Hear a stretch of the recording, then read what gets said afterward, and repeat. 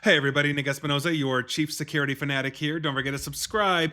And today we're talking about mobile phones because they are sooner than later going to become less secure. Now, what we're talking about here is the country with the largest population in the world. And they have a plan to require smartphone makers to share source code as part of a raft of new security measures that are currently flowing through their government. Now, this has naturally drawn criticism from privacy advocates and technology experts over fears of heightened surveillance.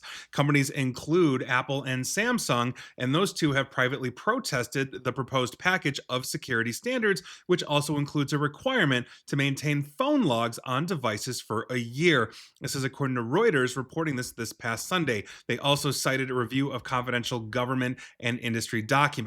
Now, this proposal is part of the Prime Minister's efforts to boost security of user data as online fraud and data breaches increase in what is the world's second largest smartphone market, with almost 750 million phones actively in use. The IT ministry has said, quote, any legitimate concerns of the industry will be addressed with an open mind, end quote, and consultations were ongoing with Samsung, Apple, etc.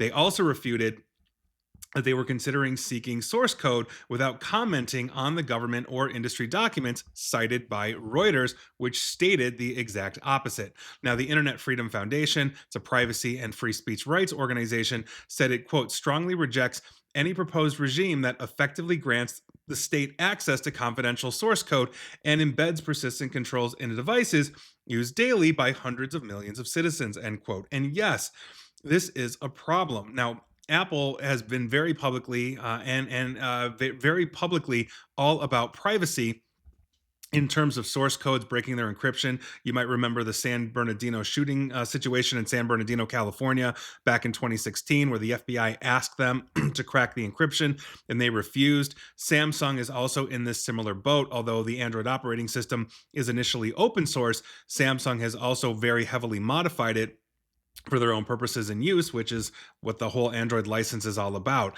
And so, if we are turning over source codes to governments, then quite frankly, there's going to be a leak. It's going to make it less secure if we are required basically to have a whole bunch of data and logs sitting on our systems for a year. Then it's going to make phone searches much easier, privacy much harder. I'm not a fan of this. This is a big issue, and so by virtue of that, I'm hoping that this is going to fail. Getting through that government, but we'll see.